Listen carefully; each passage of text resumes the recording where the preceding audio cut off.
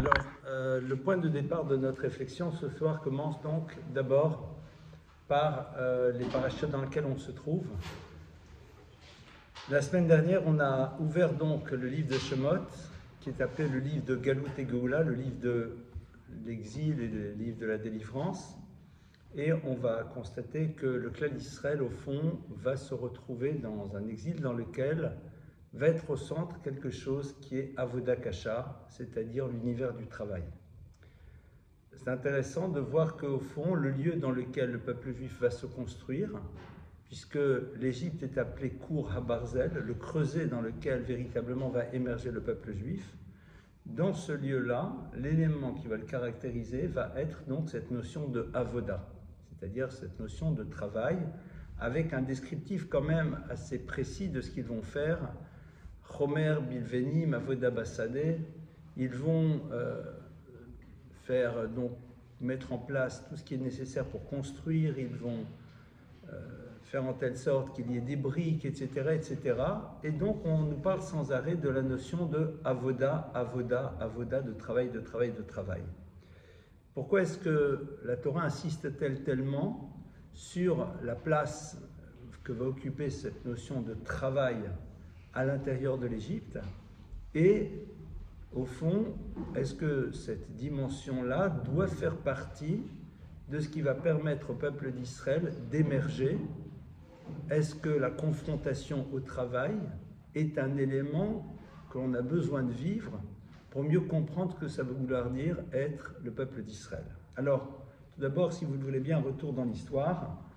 L'apparition du travail, eh bien, on la voit au moment du Chet Adam Arishon, c'est-à-dire de ce qu'on traduit par étant la faute du premier humain, dans lequel là-bas, on ne va pas nous parler de travail.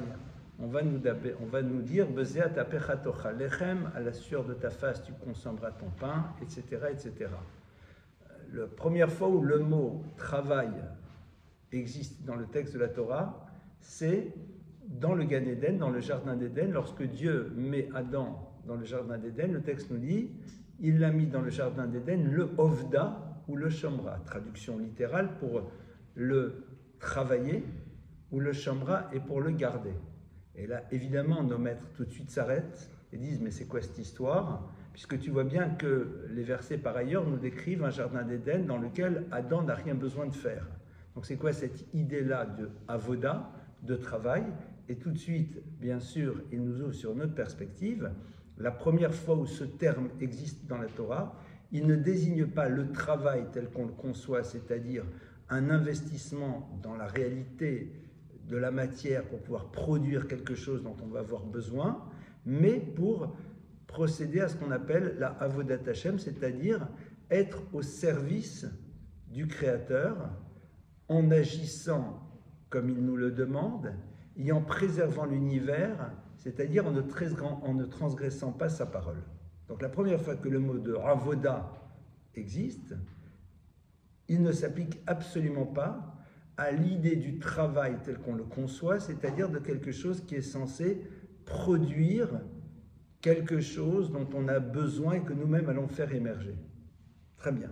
Donc, qu'est-ce qu'on voit? La notion du travail, lorsqu'elle est utilisée la première fois dans la Torah, ne nous parle absolument pas du travail tel qu'on le conçoit aujourd'hui. Lorsque l'on parle de Adam et de sa faute, eh bien, l'élément essentiel sur lequel on se focalise, ça va être Bezéat apechatocha lechem, tu vas devoir à la sueur de ta face manger ton pain, vekotz vedardar tatzmiarbach, tu vas te retrouver avec une terre qui va être difficile à travailler, etc. Et après, on se retrouve donc dans l'histoire du peuple d'Israël qui va émerger de l'Égypte et dans lequel on va voir cette place importante de la avoda, c'est-à-dire du travail tel qu'on le comprend nous, c'est-à-dire produire quelque chose, agir. Ce qui est intéressant de voir, c'est que lorsque l'on parle de cette notion de avoda, la avod, on a un terme, aïn bet dalet, la avod, oved, et ce terme en vérité, vous pouvez l'organiser autrement et vous allez pouvoir obtenir quelque chose qui est la conjonction de deux mots, c'est-à-dire be'ad. Be'ad, alors évidemment les puristes diront qu'on est ici dans deux termes, be'ad, c'est-à-dire pour quelque chose. Comme si au fond, l'univers du travail, c'était pour atteindre quelque chose, pour quelque chose. Et évidemment, la première fois où la Torah nous parle de cette avoda, elle nous parle donc de ce travail, c'est-à-dire de cette action pour aller vers quelque chose, pour se retrouver vers quelque chose. Ce qui reviendrait à dire que l'idée même du travail fait partie de l'histoire de l'humain. Parce qu'il doit atteindre quelque chose, il y a quelque chose vers lequel il doit tendre. D'ailleurs, c'est intéressant parce que le maître dit par ailleurs, Adam le Yulad, l'individu a été créé pour l'effort. C'est-à-dire que l'effort fait partie du programme de notre vie. Ce n'est pas quelque chose que la vie nous obligera à faire émerger, mais il fait partie de notre programme. Souvent, on voit dans l'effort quelque chose qui est généré par une situation. Je suis dans une situation qui va me demander de faire des efforts. Alors que le texte nous dit exactement le contraire. Adam le Hamal Yulad. La notion d'effort, elle est la raison d'être même de la présence de l'individu dans l'univers. Et le mot Amal, qui veut dire effort, c'est aussi, les lettres organisées autrement, c'est Me'al, c'est-à-dire être au-delà d'eux. Donc l'idée du dépassement. Donc on a ici ces notions qui sont présentes, la notion du travail qui est là pour atteindre quelque chose, la notion de l'effort qui va être lié au travail, qui elle aussi est la notion d'arriver à être dans un dépassement. Très bien, ça c'est un petit peu, donc déjà quelques textes. Pour l'instant, on n'a pas encore très bien compris comment ça s'organise, on va y arriver tranquille. Donc si vous le voulez bien maintenant, on va aller partir vers l'Égypte. Et dans l'Égypte, eh bien, on va voir que la fonction du travail est définie en premier lieu par le pharaon. Pourquoi? Parce qu'on se rappelle que Moshe et Aaron vont aller chez le pharaon et vont lui dire, voilà, on a un message à te faire passer, let my people go, il faut que le peuple d'Israël parte. On s'en va, il faut partir. Et immédiatement, le pharaon réagit et va dire la chose suivante, Tirbad ha'avoda azot, que le travail qu'on leur donne devienne plus important, ve'al yish'u bedivre shaker, et qu'ils ne soient pas sans arrêt dans la journée en train de tourner, de réfléchir autour de choses qui sont d'ivre shaker, des paroles mensongères dans lesquelles ils pensent qu'ils ont une autre histoire à vivre que celle que l'état dans lequel ils se trouvent. C'est-à-dire que pour le pharaon, lorsqu'ils disent non mais notre histoire, c'est pas ici, c'est ailleurs, il dit c'est du n'importe quoi. Ne soyez pas dans ce fantasme que votre histoire passe ailleurs que dans cette réalité du travail. Et donc, tirba d'avoda, comme si au fond l'accentuation du travail allait pouvoir extraire de l'esprit de l'individu la possibilité de se projeter dans une autre histoire. C'est intéressant. Ça veut dire qu'au fond, pour l'univers de l'Égypte, c'est-à-dire pour l'univers qui n'est pas l'univers d'Israël, la fonction du travail, c'est avant tout d'occuper l'esprit. C'est-à-dire que derrière le travail, il y a avant tout cette nécessité que l'esprit soit occupé par quelque chose. Et c'est vrai qu'à côté, il y a aussi besoin de manger. Mais la Torah, quand elle parle du travail, elle dit « Bezet tapech à la sueur de ton front », il va falloir que tu fasses des choses. Mais là, Pharaon dit non. Pharaon dit le but du travail, c'est alish'u b'divrei shaker. Tirbad, quand il dit que soit plus lourde sur eux ce travail, alors c'est à la fois une accentuation de la chose, mais en même temps, ils étaient déjà au maximum. Mais Tirbad se traduit aussi par la notion de kaved, de lourd, c'est-à-dire donner encore plus d'importance. Tirbad avoda. Que le travail devienne plus lourd, ce n'est pas nécessairement que les contremaîtres se déchaînent à coups de fouet, même si en effet, ils vont leur demander, on va l'analyser dans quelques instants, de faire des choses supplémentaires, mais tirbad, parce qu'on aurait pu dire tosif, que l'on rajoute. C'est quoi cette notion de tirbad, qu'elle soit plus lourde? Non, ils travaillent 8 heures, on va leur rajouter 2 heures, 3 heures, 4 heures. Alors là, il parle de kaved. Kaved, c'est quoi? C'est quelque chose qui est lourd. C'est-à-dire, faisons en telle sorte que le travail prenne une importance de plus en plus grande, que ça soit kaved, que ça soit lourd, que ça soit pesant, que ça prenne toute la place, et à partir de cela, évidemment, d'ivre et shaker, c'est-à-dire ces paroles que moi, le pharaon, ai décidé qu'elles étaient mensongères, c'est-à-dire cette idée que l'on puisse voir la vie différemment, ne soit pas présente chez eux. C'est intéressant de voir que c'est la confrontation à ce monde du travail qui va être nécessaire pour le peuple juif, pour le peuple d'Israël, je préfère l'appeler pour l'instant, avant qu'il arrive à devenir peuple d'Israël. Alors ce qui est très intéressant, c'est que le point d'entrée de cet univers, eh bien c'est un verset dans lequel la Torah nous dit « Vaya'avidu Mitzrayim et bnei Yisrael befarer ».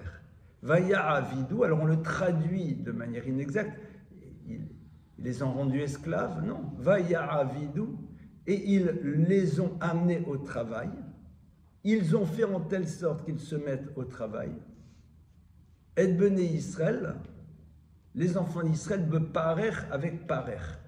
Et parer, eh bien, ici est traduit par nos maîtres, beperach, avec une bouche douce.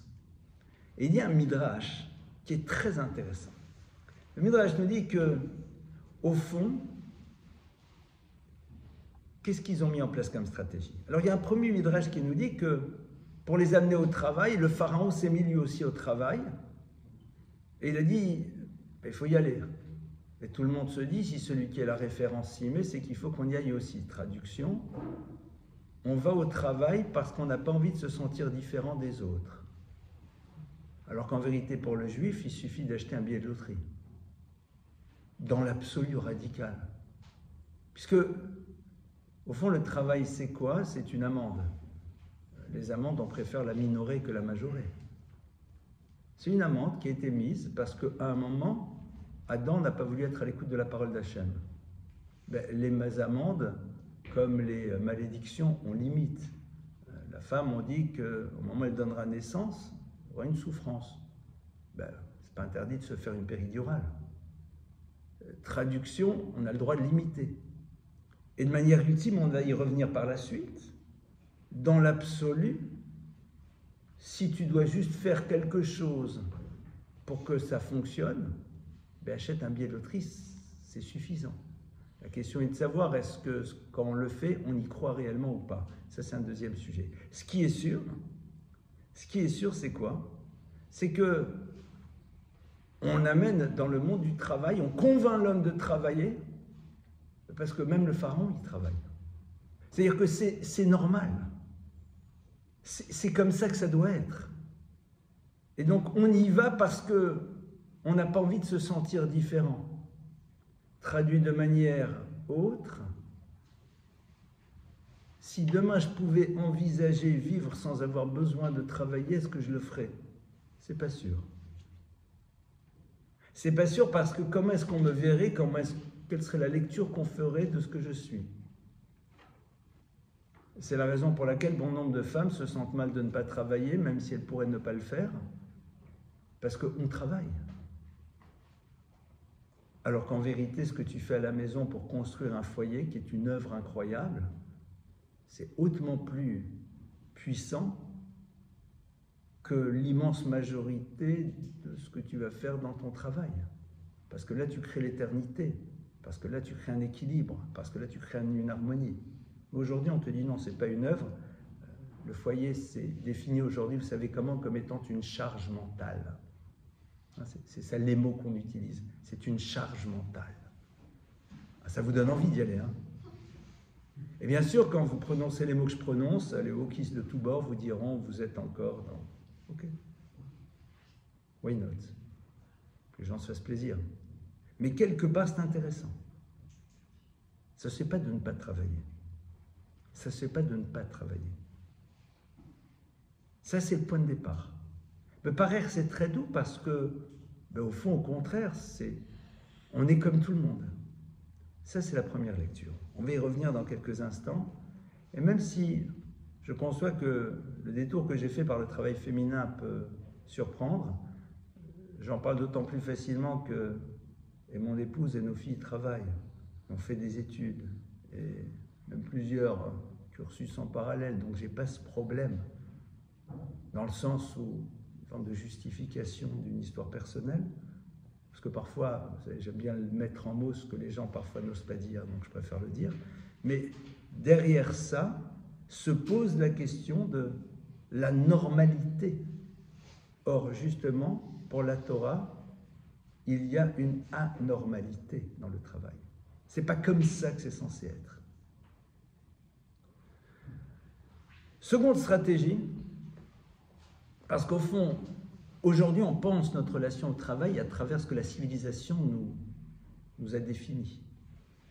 Et le second midrash, il est encore plus intéressant, parce que vous savez que quand le pharaon va se rendre compte que les Juifs, ils commencent peut-être un peu trop à réfléchir et à s'interroger, c'est-à-dire que le travail ne les empêche pas de penser et d'ouvrir un autre univers, et ça c'est très bouleversant, alors il va dire, bon, et maintenant vous allez non seulement leur mettre, vous allez donner plus de poids au travail, mais au-delà de ça, on va leur donner des quantités de briques à confectionner. Mais alors quand vous regardez le texte, on dit, et les quantités de briques que vous confectionnez hier, eh bien continuez à les faire.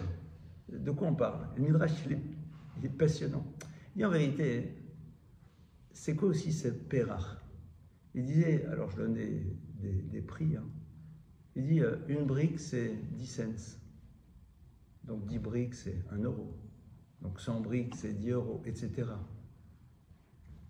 Au début, quand on te donne le tarif, tu découvres que tu es capable de faire 1000 briques par jour. Et l'immense majorité des enfants d'Israël deviennent des staccanovistes. Ils produisent, ils trouvent des systèmes pour produire encore et encore. Vous imaginez, c'est payé. Et puis du jour au lendemain, c'est plus payé. Et Pharaon dit, vous avez montré que vous étiez capable d'en faire 2000, mais vous allez continuer à en faire 2000. C'est-à-dire, le parer, c'est la dimension attractive du résultat qui va amener l'individu à se dépasser et donc faire en telle sorte que par la suite, il ne puisse pas imaginer utiliser ses capacités autrement que dans cet univers-là. Et il y a quelque chose ici d'extrêmement subtil que le pharaon est en train de mettre en place.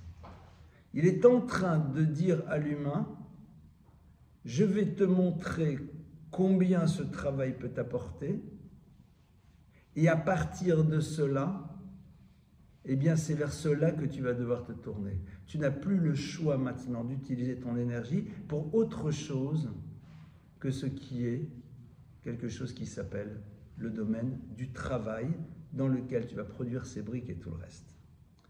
Alors, évidemment, avec ça, vous allez dire, vous êtes bien sympa, mais l'univers doit fonctionner.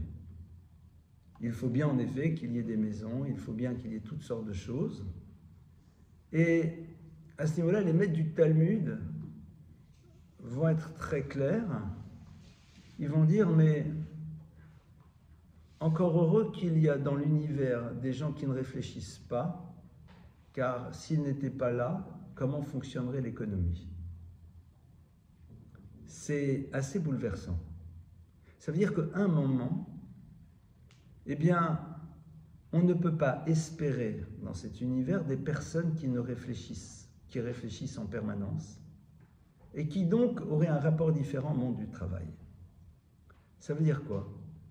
Ça veut dire que avoir envie d'utiliser ses énergies et sa réflexion pour quelque chose de différent n'est peut-être pas nécessairement le souhait de tout le monde. Chazon Ish rapporte une histoire Un jour, il a vu comme ça des ouvriers qui étaient en train de bâtir une maison.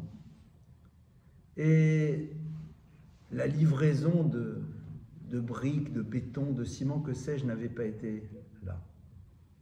Le Chazon Ish leur a dit, écoutez messieurs, il y a à côté un lieu dans lequel vous pouvez vous mettre à étudier et on vous paye pour votre journée d'études comme si vous travailliez. Et il a dit qu'au bout de quelques heures, la plupart d'entre eux s'étaient enfuis, préférant ne pas être payés plutôt que de rester une journée entière à faire quelque chose d'autre que de travailler, de produire quelque chose de quantifiable et de mesurable. Il n'y a pas ici du tout, parce que ça pourrait être entendu de cette manière, une vision négative. Mais en effet, il y a dans l'univers certaines personnes pour qui prendre le temps de vouloir s'élever et de ne voir dans le travail qu'une nécessité à laquelle on se doit de sacrifier, eh bien, ces personnes-là existent. Et quelque part, dit le Talmud, si elles n'étaient pas là, le monde ne pourrait pas fonctionner. Traduit de manière différente, la Gemara nous dit « Allez-nous la kirtova », on doit être capable de leur dire merci. Ça veut dire qu'ils ont un rôle à jouer. La question, elle est de savoir quel est le choix que tu fais toi et dans quel rôle tu as envie de t'inscrire. Il y aura une réalité du monde. Ça veut dire que cette image un petit peu idyllique que l'on voudrait avoir de l'univers dans lequel tout le monde fonctionnerait sur les mêmes principes est un petit peu mise de côté par les maîtres du Talmud. Ils nous disent, sache qu'en effet, tu dois dire merci à ceux qui, de par les choix qu'ils ont faits, vont s'inscrire encore dans un monde dans lequel il faut s'investir, mais quelque part, c'est l'expression de leur choix. Ça veut dire que nous avons cette liberté de nous désinscrire de ce système. Ah, vous allez me dire, mais imaginons qu'un jour tout le monde décide de se désinscrire. C'est le moment dans lequel les textes de la Torah nous disent « Et tu travailleras peu, mais le résultat sera sans aucune commune mesure avec l'investissement que tu auras. » C'est-à-dire qu'en effet, il y aura toujours une nécessité d'agir, mais le résultat ira bien au-delà de ce que tu imagines. Alors, souvent les gens se posent la question comment ça fonctionne. Vous savez, aujourd'hui, alors peut-être que ma lecture est un petit peu enfantine, mais quand on voit aujourd'hui ce que l'intelligence artificielle peut commencer à produire dans certains domaines, ou ce qui émerge dans énormément de métiers, on voit qu'on peut produire tellement, avec tellement moins d'efforts.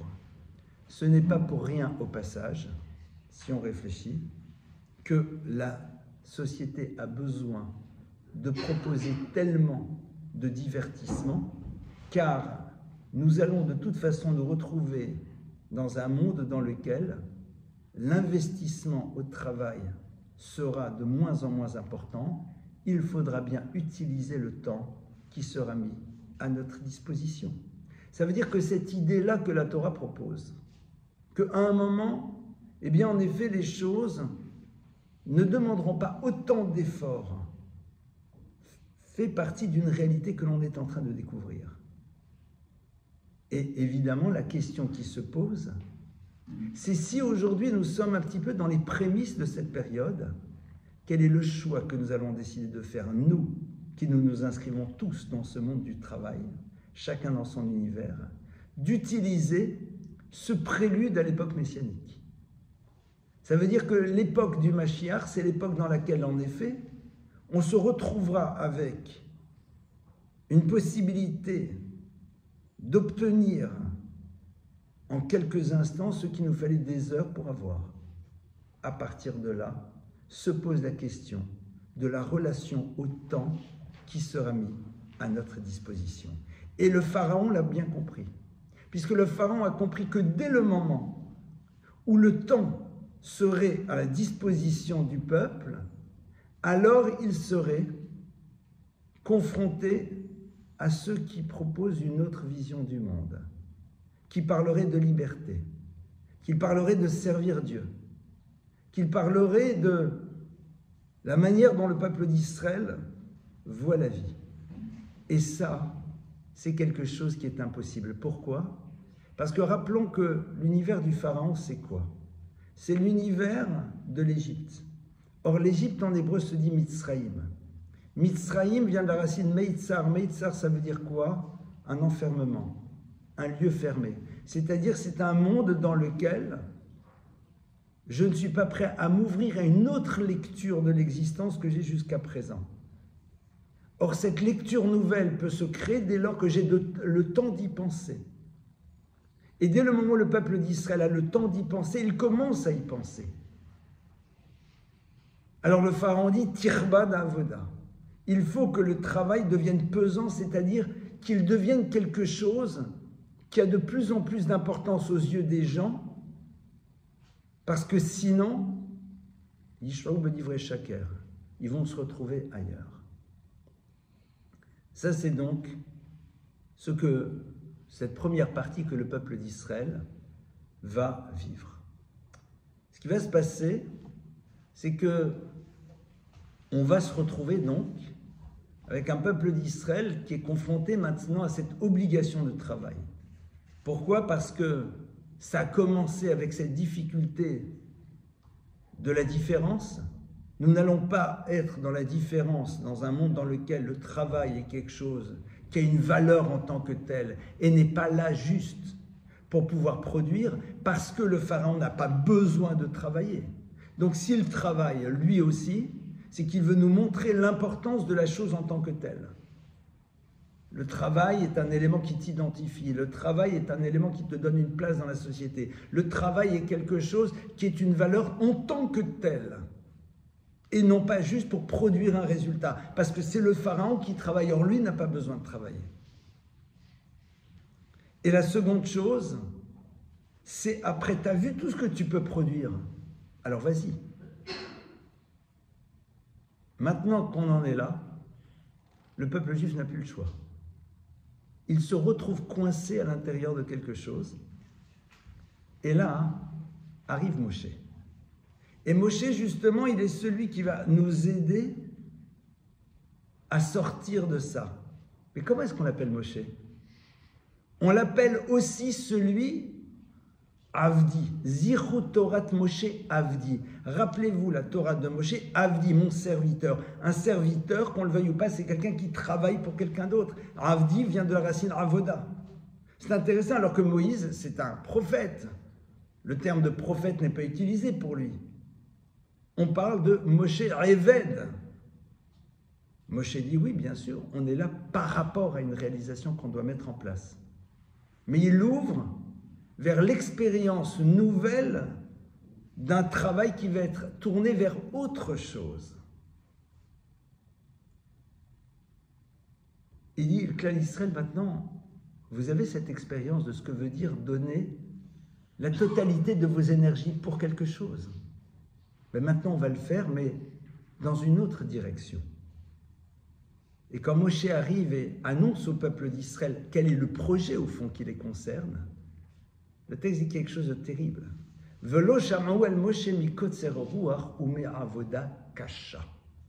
ils ne peuvent plus entendre la parole de Moïse, de par leur traduction, pas exacte dans le mot à mot, de par leur respiration haletante. Kotser Ruach, c'est avoir un souffle qui est coupé, qui est saccadé. Ou me'avoda kasha.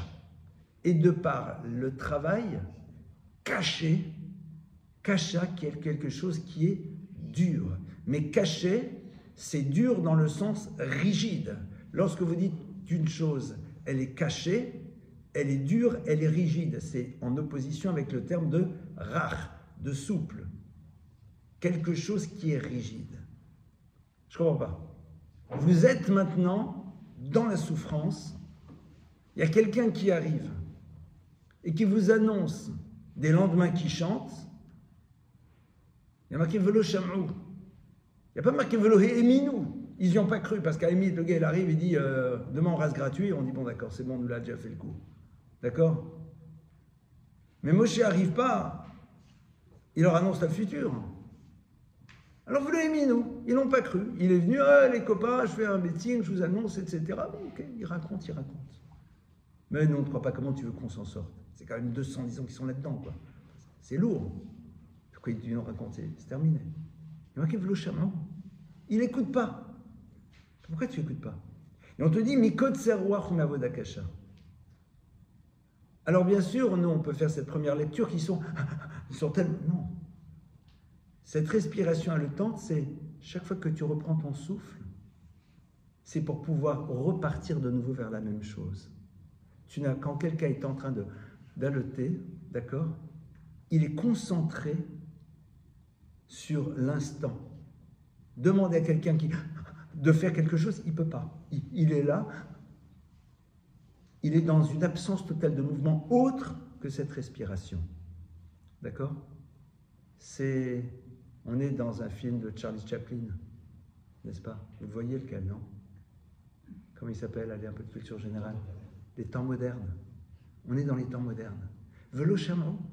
Parce que tu ne peux pas t'ouvrir à autre chose que le système dans lequel tu es tombé. La avoda, elle devient rigide. Elle devient dure. Ça veut dire que la chose est figée. Elle est là. Tu ne peux plus imaginer un autre système. C'est le consultant chez Accenture, il y en a peut-être dans la salle, j'en sais rien, ou ailleurs, qui est là. Et à un moment, on ne peut même pas imaginer qu'il y a autre chose. Alors encore heureux que le soir, il rentre chez lui. On ne sait pas quelle heure, d'ailleurs. Et pas toujours, comme certains disent. Mais quelque part, même si le raccourci est un petit peu rapide, j'en conviens, mais c'est ça la vie, quoi. C'est-à-dire que, bien sûr, il y a la première lecture du texte, il y a la violence, il y a la dureté. Mais quand la Torah utilise cette terminologie, qu'est-ce qu'elle veut nous raconter? Elle est en train de nous dire qu'au fond, on se retrouve maintenant dans un monde dans lequel je ne peux plus m'ouvrir à autre chose, à l'image de quelqu'un qui reprend sa respiration, qui est figé sur ce qu'il est en train de vivre. Et pour accentuer encore cela, la Torah nous parle maintenant de avoda kasha. Elle ne nous parle plus de kaved, de lourd, de quelque chose de caché, quelque chose qui est là, qui est rigide. En deux mots, c'est l'univers de ceux qui vont vous dire que, évidemment, dans la vie, mais il faut travailler. Il faut avoir un travail. Et tu la regardes, tu leur dis pourquoi. Et la Gemara, elle nous le dit. C'est une Gemara qui nous dit ça à la fin de Masechet Kiddushin. La Gemara nous dit, mais olam lo raïti shwal chenvani, il dit, j'ai jamais vu un renard qui est commerçant et des animaux qui sont rentrés dans toutes sortes de travaux X et pourtant a priori ils vivent et ils survivent. Et l'être humain, dit le Talmud, qui est la finalité de l'univers, lui aurait besoin d'aller travailler.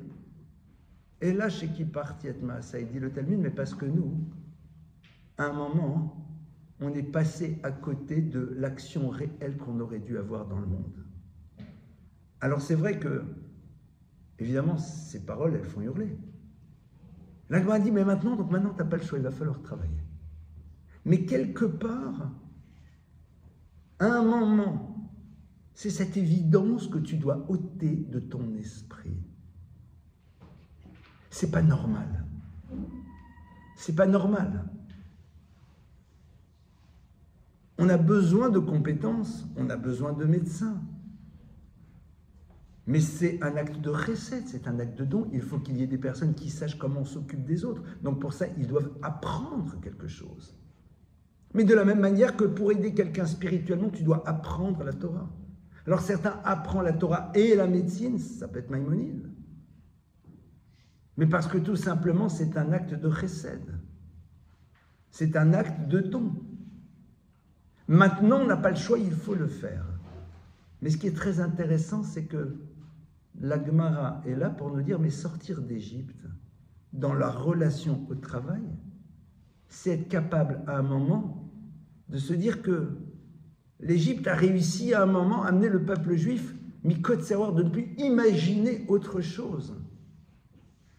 Et il y a une forme de rigidité. Mais qui a dit qu'il faut travailler? Dans un absolu radical, ce n'est pas nécessaire. Ce n'est pas comme ça que le monde a été créé. Maintenant, il se trouve qu'il y a une réalité. Donc tu opposes un regard totalement différent sur le travail. C'est-à-dire que c'est pour toi quelque chose sur lequel tu n'as pas le choix. Non pas parce qu'on est paresseux, mais parce que c'est la conséquence d'une histoire. Ça veut dire que l'histoire essentielle de ma vie, elle passe à travers autre chose. Et c'est ce que la Mishnah nous dit, Asem l'artecha harai v'torah trakeva. Fais de ton travail quelque chose d'accessoire et de ta Torah quelque chose d'essentiel. Il n'y a pas marqué travaille peu parce que si c'est 35 heures ou 38 heures, tu n'as pas le choix. Keva et harai, quelque chose de fixe, quelque chose d'accessoire. Pourtant, ta Torah, tu l'étudies qu'une heure par jour, ou une demi-heure, ou 20 minutes. Et ton travail, il te prend 8 heures, 9 heures, 10 heures, parce qu'en effet, quand tu es chez consultant, tu n'as pas le choix. Mais qu'est-ce qui est fixe? Quelle est la chose qui, pour toi, est essentielle? Et c'est là où ça va se jouer. Et donc, qu'est-ce qui va se passer maintenant? C'est qu'on va s'inscrire dans cette nécessité du travail, mais à un moment, l'oshamou, ne plus entendre quelqu'un qui te dit « mais ton histoire, en vérité, elle est ailleurs », c'est ça le drame. Et la première chose qu'on doit être capable d'entendre, c'est que notre histoire ne passe pas à travers l'univers du travail. Point. Elle ne passe pas à travers cela. En deux mots, la notion de carrière, de poste, de ce que vous voulez, ne représente rien pour la Torah. Tu vas peut-être te retrouver un jour PDG de L'Oréal, Mazal Tov. Tu vas peut-être demain, il n'y a pas de problème. C'est-à-dire, ce que tu fais au quotidien va t'amener à. Mais ça va plus être un constat qu'un objectif. Ça va plus être un constat qu'un objectif. C'est la raison pour laquelle on nous dit, quand on rentre dans le Shabbat, il faut faire comme si tout notre travail était fait. Ça veut dire que la semaine, en vérité, tu t'organises pour que cette notion-là ne soit pas présente dans ta tête.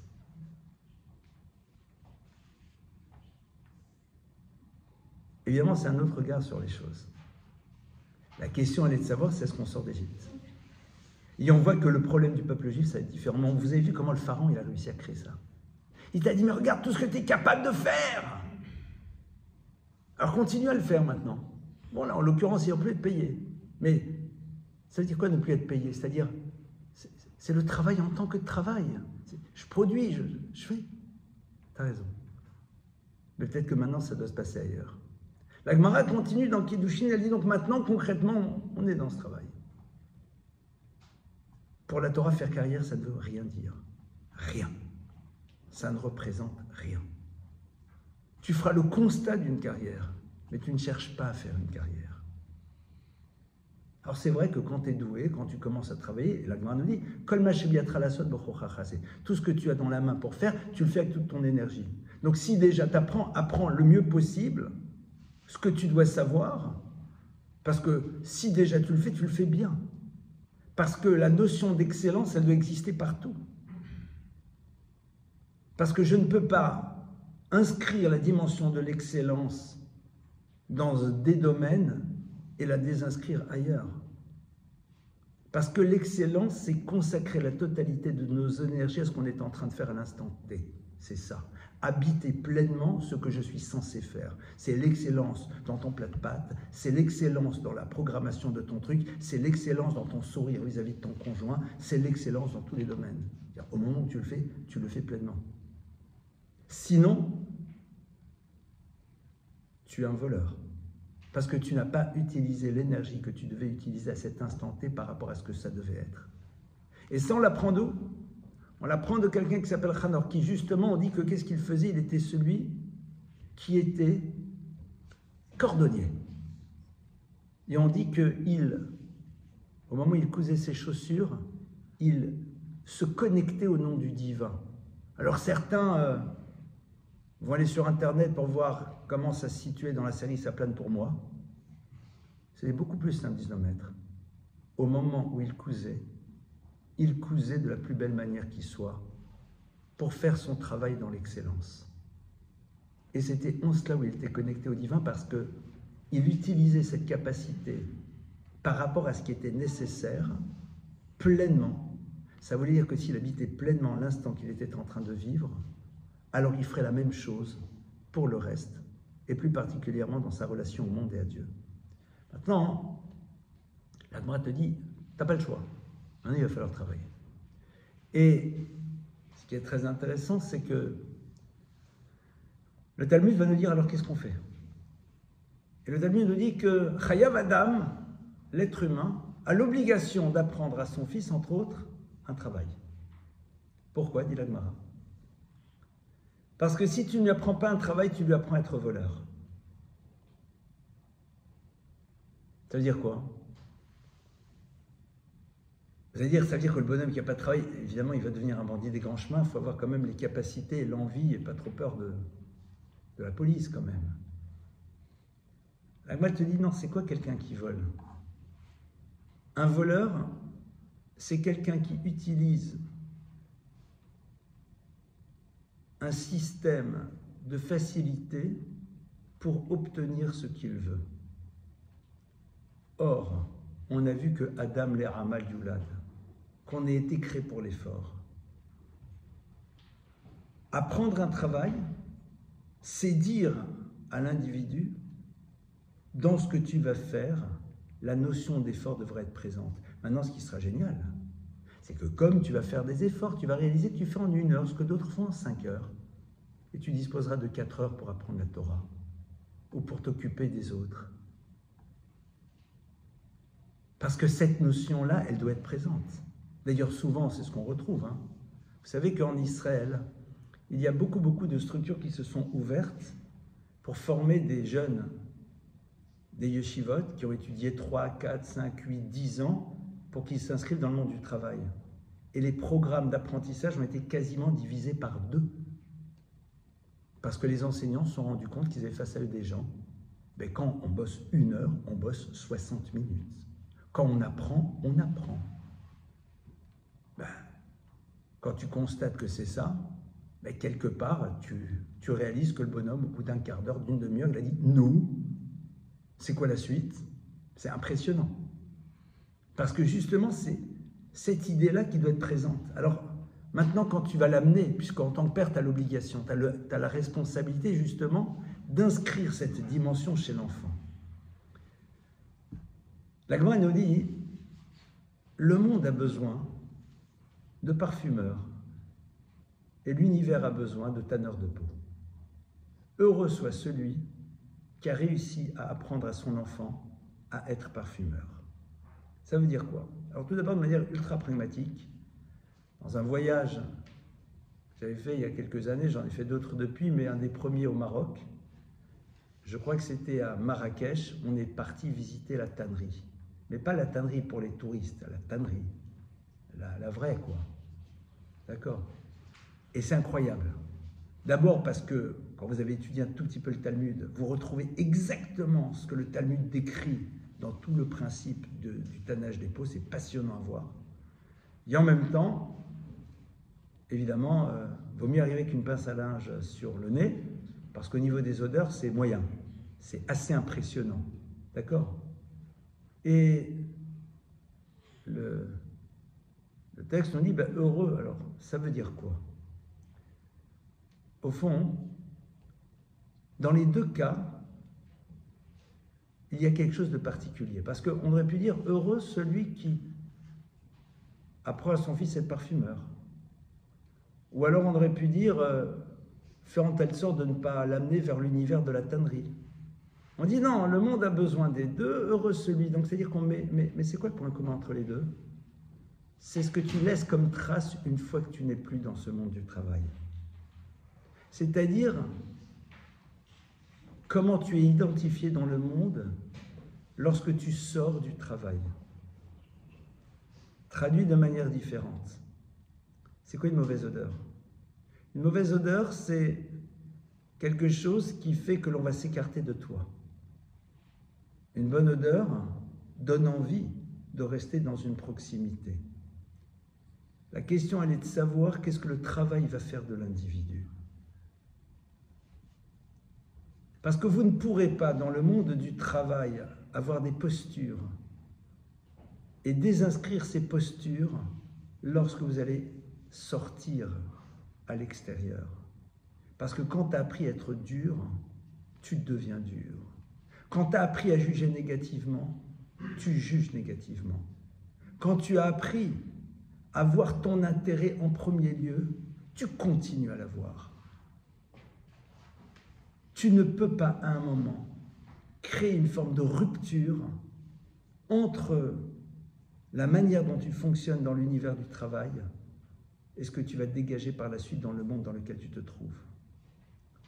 Et quelque part, le jour où tu découvres que cet autre, au fond, est quelqu'un qui a une vision très égocentrée de l'existence, la fin justifie les moyens, business is business, dans lequel il y a les ressources financières et les ressources humaines, pathétiques.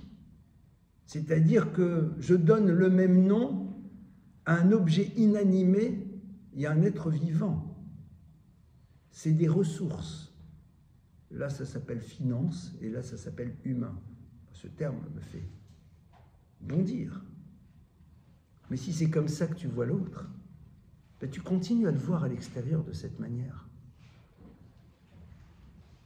Et la Gemara, elle te dit, le monde a besoin de tanneries, le monde a besoin de parfumeurs. Ça veut dire qu'il y a une réalité qui est présente dans le monde. Sache qu'en effet, il y a dans le monde un univers de ceux qui, en effet, fonctionnent de manière à... C'est la réalité. Ne sois pas dans le fantasme de t'imaginer qu'en vérité, tout le monde va réussir à. Non. C'est un choix que tu dois faire toi en tant que père vis-à-vis de ton enfant. C'est-à-dire que le rapport que l'on va avoir vis-à-vis de ce monde du travail, qu'on va être obligé de mettre en place, comme on l'a vu, doit être sous-tendu par le fait que qu'est-ce que va dégager l'autre lorsqu'il ne sera pas dans le monde du travail? Est-ce qu'on aura envie d'être proche de lui ou non, au niveau de ce qu'il dégage et de ce qu'il est réellement? Alors vous allez dire, mais dans l'absolu, on a vu que le travail, c'était une sanction. Et la Gemara nous rapporte qu'en effet, il y a eu des maîtres très particuliers dans l'histoire qui n'ont pas travaillé et les choses arrivaient par elles-mêmes. Elles arrivaient. Plus que cela, quand vous dites le schéma tous les jours, le schéma nous dit que, eh bien, tu vas faire les commandements et à ce moment-là, tu iras dans tes champs et tu récolteras ta récolte. Donc on voit bien que à un moment, il y aura des choses que tu vas être obligé de faire. Seulement, la différence, elle va être très simple. C'est est-ce que je vois dans ce que je produis le résultat de ma dimension spirituelle ou de l'investissement que j'ai mis en place? C'est-à-dire, est-ce qu'à un moment, je ne fais que l'acte qui est nécessaire, mais je sais très bien qu'au fond, la réussite dépend exclusivement du Créateur de l'univers. Et c'est ça, au fond, qui va être quelque chose d'extrêmement concret dans lequel on peut s'inscrire, nous, dans notre réalité à nous. C'est ce qu'on voit dans ce texte qui nous dit que, eh bien, Alitalel Ashir Be'oshro, que le riche ne se loue pas de par sa richesse. Valitalel Achacham Be'chochmato, et celui qui fait preuve d'intelligence ne se loue pas de par sa sagesse. Vatilalel Agibor Bigvurato, et que celui qui est fort et puissant ne se loue pas de par sa puissance. Ki im bezot italel amitalel haskel veyadoaoti. Car la seule chose dont tu peux te louer, c'est la capacité que tu as, haskel, d'utiliser ton intelligence, veyadoaoti, pour être dans la connaissance du divin. Traduction, Le riche est riche. L'ingénieur brillantissime est brillantissime, il a créé le truc. L'homme fort, il est fort. Haskel v'yadoaoti. Donc tu ne vas pas mettre de côté une réalité. La seule chose que le texte demande, c'est d'avoir l'intelligence, d'être dans le savoir de l'origine de cette chose. Et ça, c'est simple en théorie, mais c'est plus compliqué sauf si on ouvre vers quelque chose qui pour certains semble être une forme de bigoterie religieuse, mais qui quelque part est l'élément qui nous permet de l'inscrire. C'est être capable d'inscrire dans notre vocabulaire la présence de Dieu. Ça s'appelle Be'ezrat Hashem. Ça s'appelle Imir Tse Hashem. Ça s'appelle Baruch Hashem. Be'ezrat Hashem, ça veut dire avec l'aide de Dieu. Im Yirtse Hashem, si Dieu veut. Baruch Hashem, béni soit Dieu. Ce ne sont pas des phrases et des mantras que l'on prononce. C'est tout simplement un moyen que l'on se donne de se rappeler de ce qui est à l'origine de tout. Pour ne pas se retrouver dans la posture du peuple juif qui ne peut plus entendre la parole de Moshe. Parce que, étant dans une avoda qui est devenue kasha, c'est-à-dire dans une forme de rigidité, parce que justement cette notion-là, on l'a inscrite à l'intérieur de notre réalité quotidienne. Ça peut se dire en français, avec l'aide de Dieu. Et les gens, ça les fait marrer. Mais tu dois leur dire, mais qu'on soit bien d'accord si on analyse. Vous appellerez ça un coup de chance. Mais l'immense majorité de ce qu'on crée, surtout dans le business, c'est des rencontres. C'est des histoires qui se sont jouées. Si on les analyse dans les détails, il y a des choses qui étaient inimaginables. Seulement, on n'a pas envie de le voir. Et ça va être le chirurgien qui dirait avec l'aide de Dieu. Mais pourquoi? Ben oui, parce que toute mon intelligence provient de lui. Je me reconnecte à la source. Je me reconnecte à la source.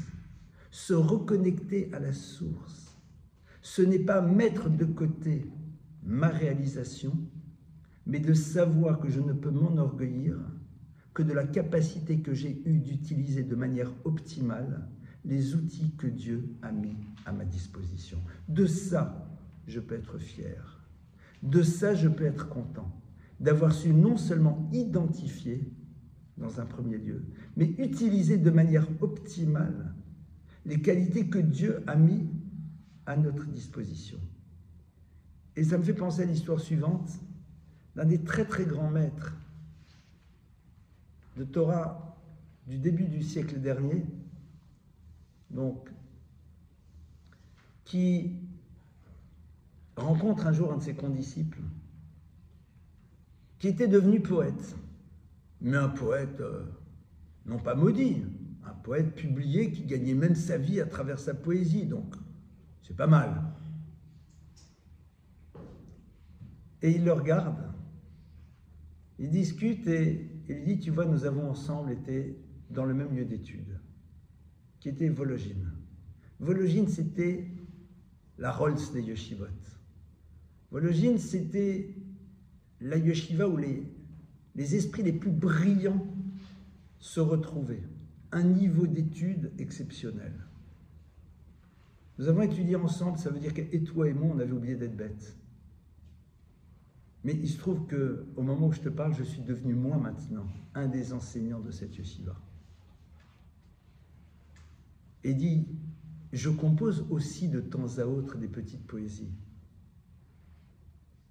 Mais j'ai l'impression que toi, tu n'as fait que composer des poésies qui, la plupart, sont chantées dans des jardins d'enfants avec des enfants en couche-culotte. Est-ce que c'était que pour cela que l'on t'avait donné cet esprit? Il n'y a rien de méprisable et de méprisant à écrire des poésies qui seront chantées par les enfants. Mais est-ce que c'était exclusivement pour cela que l'on t'avait donné ces capacités que tu connais, parce que nous les avons expérimentées ensemble? C'est peut-être sur ça qu'il faudrait essayer de réfléchir. Comme vous le voyez, La Torah nous propose à nouveau de nous inscrire dans la réalité d'un monde, mais d'avoir une vision peut-être légèrement différente de la manière dont la société nous le propose sur ce monde du travail. Je vous remercie pour votre écoute et on passe à vos questions.